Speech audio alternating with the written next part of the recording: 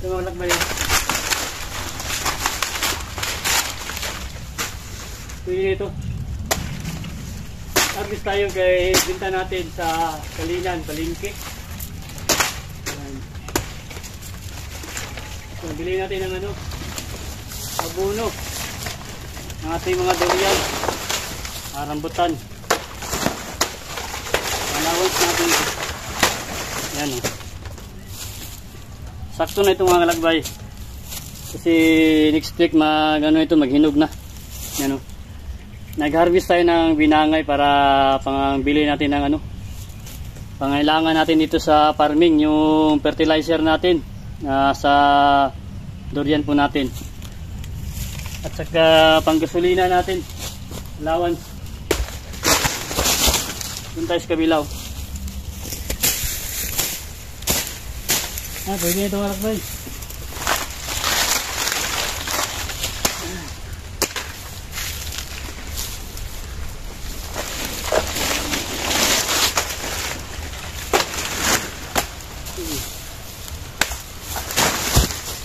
Ano, pwede na.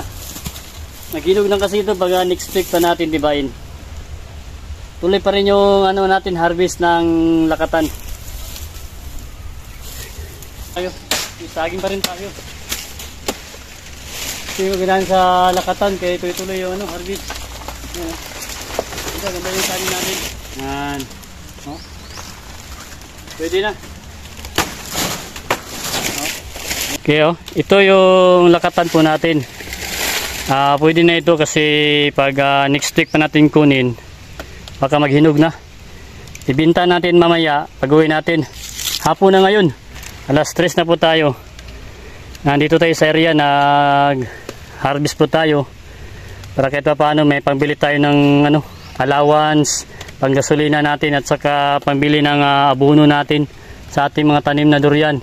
Nandito tayo sa likod ng bahay kubo namin ni Mrs. Ayun po yung mga durian po natin, oh.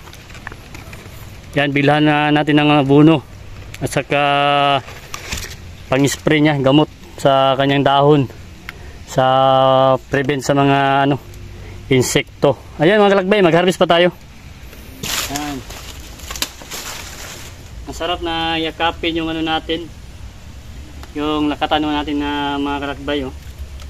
Napayakap ka kasi natutuwa tayo kasi yan, meron tayong kahit paano, meron pa rin tayong binangay na tuloy-tuloy pa rin yung pag-harvest natin. Try natin yung isa para makita nyo yung laman. Yan, malapit na sa maghinog. Yellow na sa loob, bali orange pulp ito eh. Yan, kaya kinuha na natin.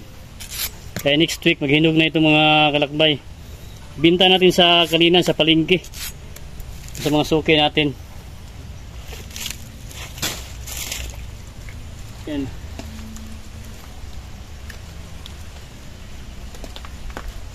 Isi natin din. Oh, sakto na. Okay. Ano, may dalawa. Tapos ito, yung pangatlo. Yan, isa, dalawa, tatlo. Hanap pa tayo dun sa taas sa may karabahan para at least may isa natin mabinta natin ngayon. Tanggalin ito yung puso. Yan. May mga saging pa rin tayo mga kalakbay. At least meron pa rin ito. Ituloy pa yung ano natin, pagtiba ng lakatan. Ayan o. Ayan, mga 2 simana pa yan. 2 weeks. Hanap pa tayo ng ano, matiba.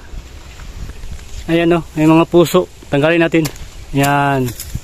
Pwede na yan. Kahit na hindi man kalakihan, meron pa rin tayong mga saging na pwede natin na pagkakitaan. Yan. May mga pang-allowance pa rin tayo. Dito tayo sa karabahan natin. Merong saging natin dito. Na ito. Yan, langanin pa yan. Ito, tanggalin natin yung puso. Okay. Ito yung pang-apat natin.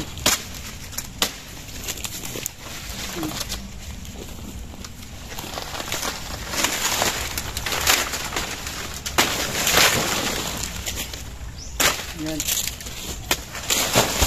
Pwede na ito mga kalakbay. Isali natin ito binta. Sabay natin.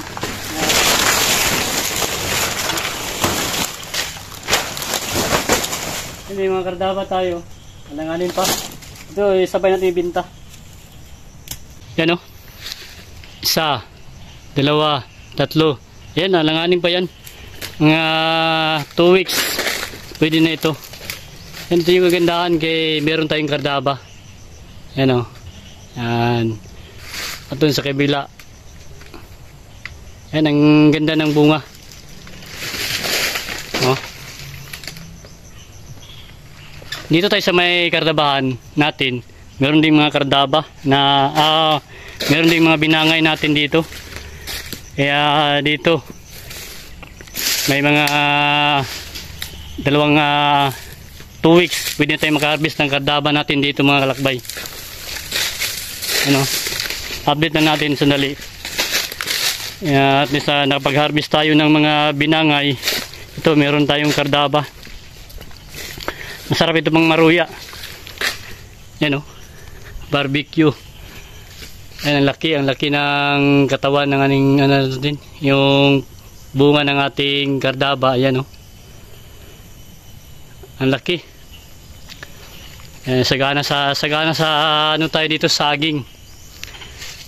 Yan mga kardabahan po natin dito. Yan. Yan o, meron naman ng bagong lumabas na puso. Yan, magkumpleto na yung mga next week. Tanggalin natin yung ano niya, yung puso niya, gulayin natin.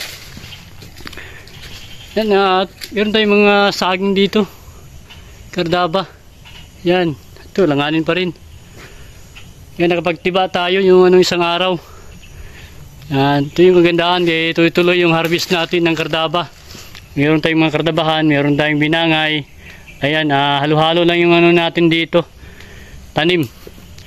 At least at makapag-harvest tayo. Okay, balik tayo doon kay hanggang tayo sa ano natin, binangay. Para ibenta natin mamaya. Uuwi tayo kasi para magulan na naman. Yan. Yan mga kalakbay oh. Ito yung binangay natin. At saka ito.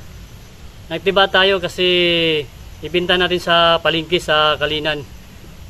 Yan, sarap yakapin yung mga pinaghirapan natin. Tuloy lang tayo sa pag-alaga ng ating mga tanim dito sa farming. Kahit na ninakawan man tayo ng mga binangay at saka grass cutter natin dito at saka yung mower natin, tuloy pa rin yung ano natin, pag-farming natin. Maano lang din natin sila, machimpuhan. At maano natin ng ano, dito talaga maaktuhan talaga natin sa farming. Mahuli natin, pakulong natin at saka pabayad sa kanila yung mga kinuha nila dito. Yung mga ano na, ilang buwan nang lumipas.